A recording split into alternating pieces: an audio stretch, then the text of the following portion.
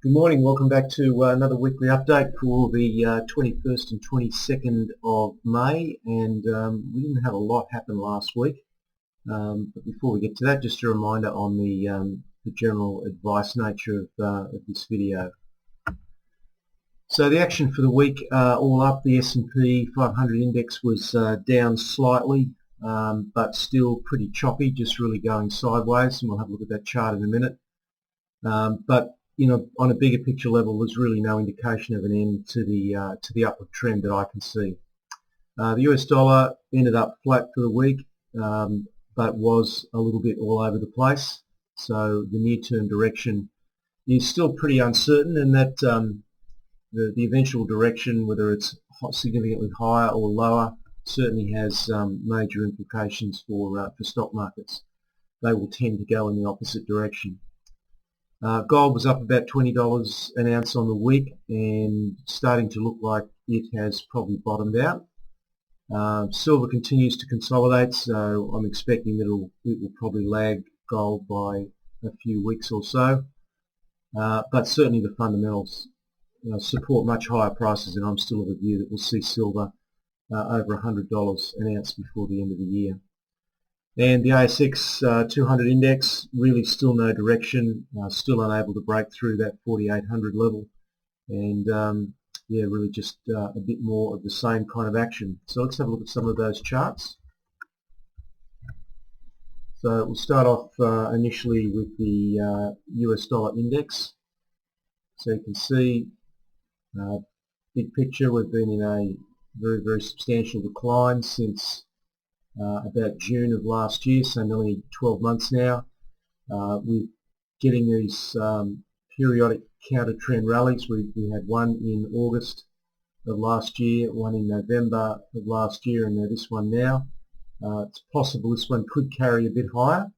You'll notice that each time it's done that, there's been a bit of an overlap with the previous low point. We overlapped a little bit here. We're just kind of sitting on that at the moment, sitting on these lows from November. So it's possible it still could head a little bit higher yet. So you can see we went up to that level, came back for a few days, and then strengthened again on Friday night. So I'm not really clear whether we've got more upside yet, perhaps up towards the 78 area, in which case stock markets would find it hard to make headway, or whether in fact we'll just roll over and go back down from here, which will be positive for the markets. So we'll just have to see how that plays out. This is the monthly chart on the S&P index. So you can see we had since the run started in March of 2009, on a monthly basis we've only had one correction, which was May and June of last year. Other than that, it's pretty much been straight up, and you can see there's really no indication that this is coming to an end. So I'm still of the view that on a big picture level we're still heading higher, at least in the American market anyway. This is the S&P on a daily chart now, and you can see we've come back, we've traced back this run here which started in the 18th of April. The lower retracement level that I was looking for was 1324. We came back, tested that, still holding above it. It's possible we still could go a little bit lower yet, possibly down to this 1303 area, but I don't think it'll be too long before the US market starts to head back up again, or that's the way that it looks anyway. Let's have a look at the Dow Jones, which did decline, so it has broken out to a much greater degree than the S&P index has, the broader index. So it declined to this important support level, bounced off it, had a little bit of a pullback on Friday night, so it'll be interesting to see if this level holds, but that's still looking fairly positive. So just over the 12,400 mark is a pretty key area for that to hold. Let's look at gold. So you can see gold is just consolidating sideways. We had a pretty solid move on Friday night up. Volume was good, so the last two positive sessions for gold have been on higher volumes. So I'm thinking that it might be close to being bottomed now, and we're certainly seeing in some of the smaller gold stocks through the week we saw some much more positive action. So it's quite possible that those gold stocks moving is an indication that that gold is close to bottoming out and will head higher soon. Next, this is silver on a weekly chart. So we're still yet to really be sure that we've bottomed out here. We could come down just under the $30 mark, and that would be a really good area to start picking up silver. Now let's have a look at the ASX 200.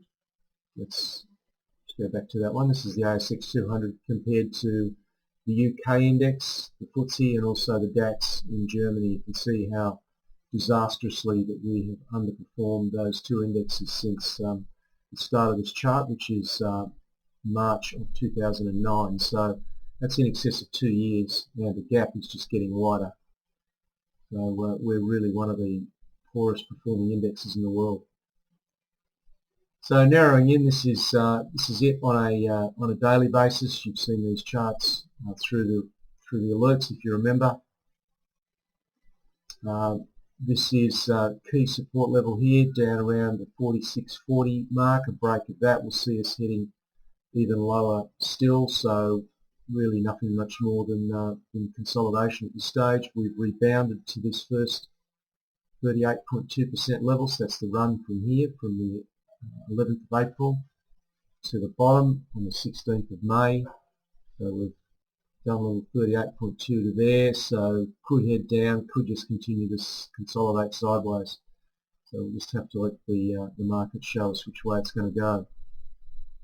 Materials index, similarly, we closed after breaking out for about a week.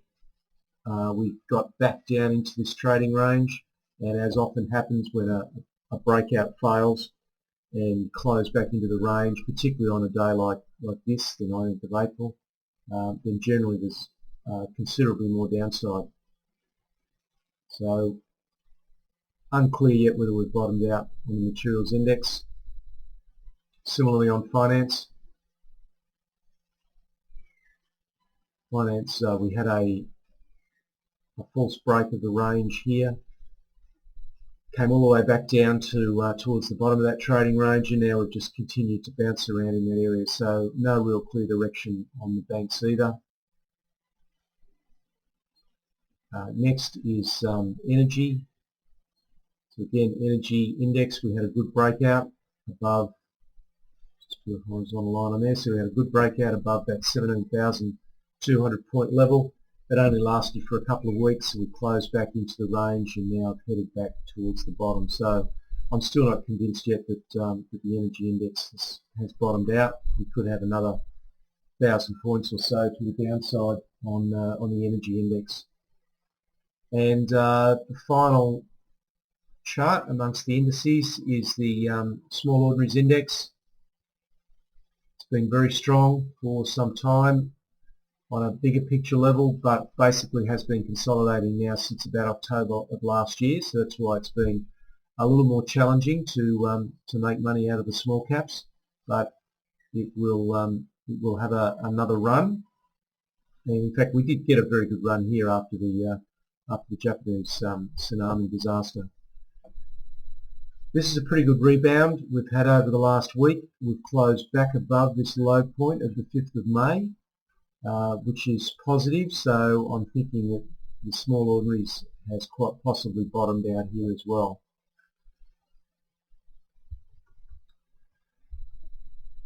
So let's just go on to some of the other charts. This is the chart of the copper inventory levels in the London Metals warehouse.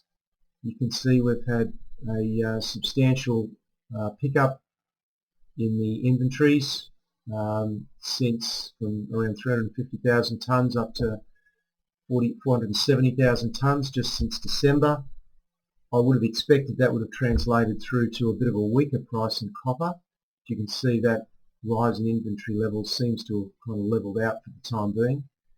Here's the price. It's held up pretty well. It's certainly held this key $3.91 area that I've been talking about for months, and there's a possibility now that copper may head higher from here, which would be certainly a positive for stock markets. This is the nickel inventory, which has really been falling quite dramatically over recent months for about the same time, so unusual, going in the opposite direction to copper. This is the nickel price. It's been in uptrend over the last year. We're up from about $8 a pound, currently just under 11, but really has not done very much since about October. So really that coincides pretty well with the small cap stocks. This is the tin price. Has certainly come off a little bit in the last few weeks, but the long term for tin still looks very positive. And so our overall strategy, maintain the focus on short selling, particularly retailers and selected industrial stocks.